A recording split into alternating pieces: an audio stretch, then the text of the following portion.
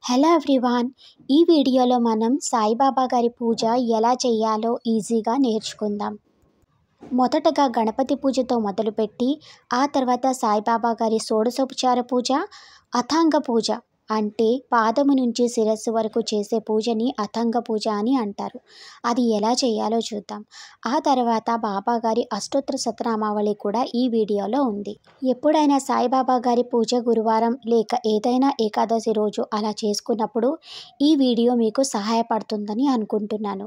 మొదటగా గణపతి పూజతో మొదలు పెట్టాలి. వక్రతుండ మహాకాయ కోటి సూర్య సమప్రభ నిర్విఘ్నం కురు మే దేవ సర్వకార్యేషు సర్వదా. ఇక గణపతికి పంచపూజ అంటే గంధం, పుష్పం, ధూపం, దీపం, నైవేద్యం అలా చేసుకొని ఆ తర్వాత బాబాగారి పూజ చేసుకోవాలి. ఇక మొదటగా బాబాగారిని ఆవాహనం చేసుకోవాలి. శ్రీ సాయినాథాయ నమః ఆవాహయామి. శ్రీ సాయినాథాయ నమః ఆసనం సమర్పయామి. శ్రీ సాయినాథాయ నమః పాద్యం సమర్పయామి. శ్రీ సాయినాథాయ నమః అర్ఘ్యం సమర్పయామి. శ్రీ సాయినాథాయ నమః ఆచమనీయం సమర్పయామి. శ్రీ సాయినాథాయ నమః మధుపర్కం సమర్పయామి. శ్రీ సాయినాథాయ నమః పంచామృత స్నానం సమర్పయామి. శ్రీ సాయినాథాయ నమః శుద్ధోదక స్నానం సమర్పయామి. శ్రీ సాయినాథాయ నమః వస్త్రం సమర్పయామి. శ్రీ సాయినాథాయ నమః యజ్ఞోపవీతం సమర్పయామి. శ్రీ సాయినాథాయ నమః గంధం సమర్పయామి. నైవేద్యం, ఆరతి అన్నీ లాస్ట్లో ఇవ్వాలి కాబట్టి ఇప్పుడు బాబాకి అథాంగ పూజ. ఇవి పుష్పాలతో కానీ అక్షంతలతో కానీ చేయొచ్చు. ఓం శ్రీ సాయినాథాయ నమః పాదౌ పూజయామి. ఓం శ్రీ సాయి భవబంధ వినాశకాయ నమః గుల్ఫౌ పూజయామి. ఓం శ్రీ షిరిడి నివాసినే నమః జంఘౌ పూజయామి. ఓం శ్రీ సాయి భక్తావన ప్రతిజ్ఞాయ నమః జానుని పూజయామి. ఓం శ్రీ సాయి సర్వాధారాయ నమః ఉరు పూజయామి. ఓం శ్రీ సాయి సాధురూపాయ నమః జగనం పూజయామి. ఓం శ్రీ సాయి భక్తి ప్రబోధకాయ నమః కటిం పూజయామి. ఓం శ్రీ సాయి సర్వమత సమ్మతాయ నమః మధ్యమం పూజయామి. ఓం శ్రీ సాయి బ్రహ్మచర్య ప్రభాసితాయ నమః ఉదరం పూజయామి. ఓం శ్రీ సాయి తాపస శ్రేష్ఠాయ నమః హృదయం పూజయామి. ఓం శ్రీ సాయి నిరాడంబరాయ నమః హస్తౌ పూజయామి. ఓం శ్రీ సాయి సర్వభూతాంతర్యామినే నమః బాహుం పూజయామి.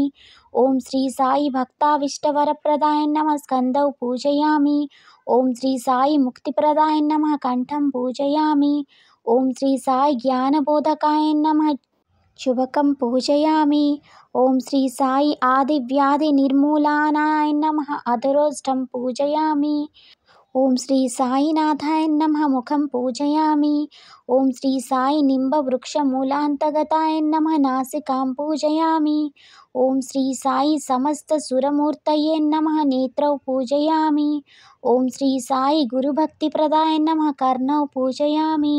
ఓం శ్రీ సాయి బహురూప విష్ణుమూర్తయే నమః ఫాలం పూజయామి. ఓం శ్రీ సాయి పుణ్యశ్రవణ కీర్తనాయ నమః కేశాని పూజయామి. ఓం శ్రీ సాయి ప్రసన్నార్తిపరాయ నమః శిర పూజయామి. ఓం శ్రీ సాయి ప్రేమరూపాయ నమః సర్వాణ్యంగాని పూజయామి. ఇది సాయిబాబా గారి అథాంగ పూజ. ఆ తర్వాత సాయిబాబా గారి అష్టోత్తర శతనామావళి. ఓం శ్రీ సాయినాథాయ నమః. ఓం శ్రీ సాయి శ్రీలక్ష్మీనారాయణాయ నమః. ఓం శ్రీ సాయి కృష్ణ శివ మారుత్యాది రూపాయ నమః. ఓం శ్రీ సాయి శేషసాయినే నమః. ఓం శ్రీ సాయి గోదావరి తట షిరిడి వాసినే నమః. ఓం శ్రీ సాయి భక్త హృదయాలయాయ నమః. ఓం శ్రీ సాయి సర్వహృన్నిలయాయ నమః. ఓం శ్రీ సాయి భూతవాసాయ నమః. ఓం శ్రీ సాయి భూత భవిప్రభావర్జితాయ నమః. ఓం శ్రీ సాయి కాలాతీతాయ నమః. ఓం శ్రీ కాలాయ నమః. ఓం శ్రీ సాయి కాలకాలాయ నమః. ఓం శ్రీ సాయి కాలదర్పదమనాయ నమః. ఓం శ్రీ సాయి మృత్యుంజయాయ నమః. ఓం శ్రీ సాయి అమర్త్యాయ నమః. ఓం శ్రీ సాయి మృత్యు అభయప్రదాయై నమః. ఓం శ్రీ సాయి జీవధారాయై నమః. ఓం శ్రీ సాయి సర్వధారాయై నమః. ఓం శ్రీ సాయి భక్తావన సమర్థాయై నమః. ఓం శ్రీ సాయి భక్తావన ప్రతిజ్ఞాయై నమః. ఓం శ్రీ సాయి అన్నవస్త్రప్రదాయై నమః. ఓం శ్రీ సాయి ఆరోగ్యక్షేమప్రదాయై నమః.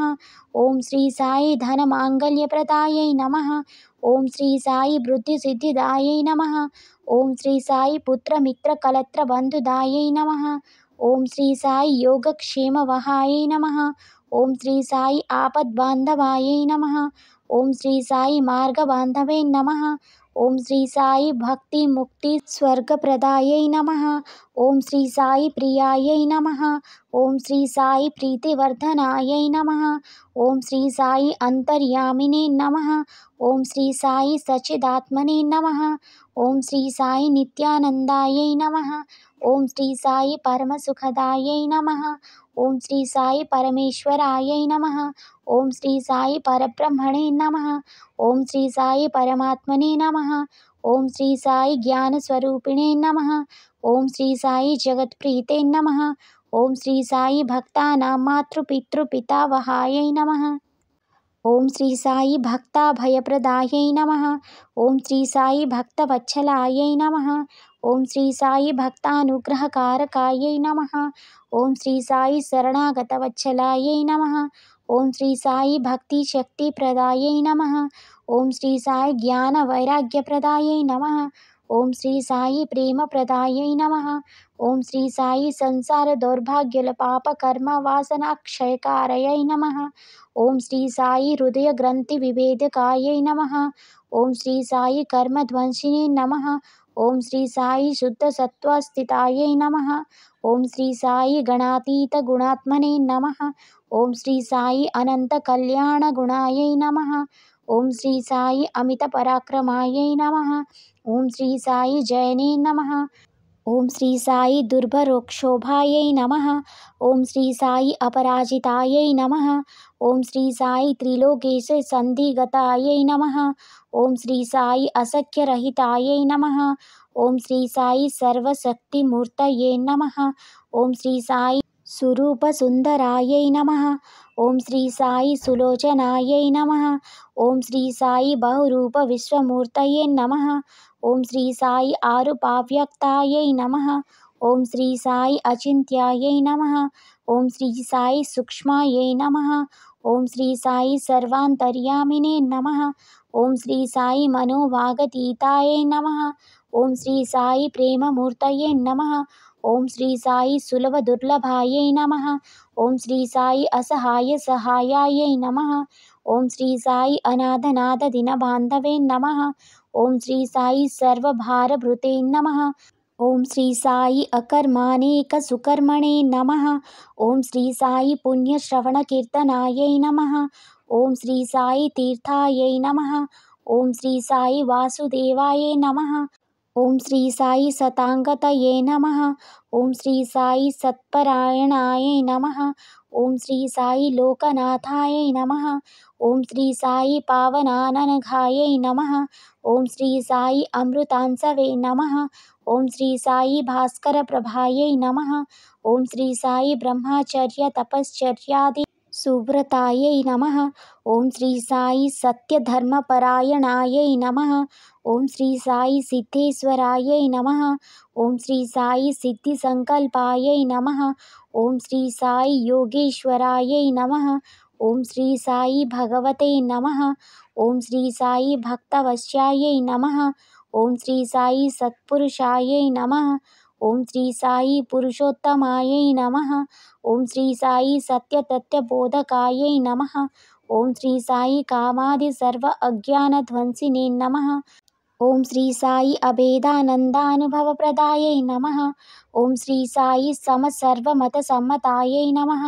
ఓం శ్రీ సాయి దక్షిణామూర్తయే నమః. ఓం శ్రీ సాయి శ్రీ వెంకటేశరమణాయై నమః. ఓం శ్రీ సాయి అద్భుతానంతచర్యాయై నమః. ఓం శ్రీ సాయి ప్రసన్నార్తిహరాయై నమః. ఓం శ్రీ సాయి సంసార సర్వదుఃఖక్షయకరాయై నమః. ఓం శ్రీ సాయి సర్వవిచ్చర్వతోముఖాయై నమః. ఓం శ్రీ సాయి సర్వాంతర్బోధిస్థితాయై నమః. ఓం శ్రీ సాయి సర్వమంగళకరాయై నమః. ఓం శ్రీ సాయి సర్వాభీష్టఫలప్రదాయై నమః. ఓం శ్రీ సాయి సమరస సన్మార్గస్థాపనాయై నమః. ఓం శ్రీ సాయి సమర్థ సద్గురు శ్రీ సాయినాథాయ నమః.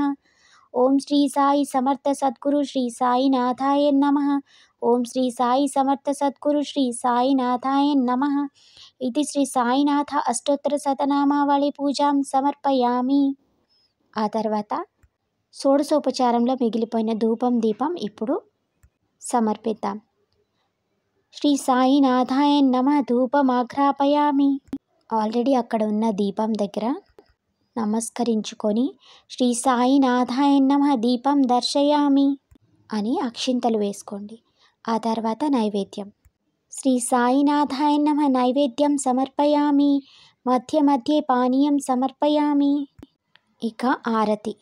మీకు ఏదైనా సాయిబాబా గారి పాట వస్తే ఆ పాటతోనే నీరాజనం సమర్పించి ఆ తర్వాత శ్రీ సాయినాథాయ నమః నీరాజనం సమర్పయామి అని చెప్పుకొని బాబాకి ఆరతి ఇచ్చి ఆ ఆరతి మీరు కూడా తీసుకోవాలి. ఇక ఒక్కసారి మీ మనసులో ఉన్న కోరిక కూడా బాబాకి చెప్పుకోండి. మీకు ఈ వీడియో నచ్చిందా, ఉపయోగపడిందా? అయితే please like, share and subscribe. Thank you for watching.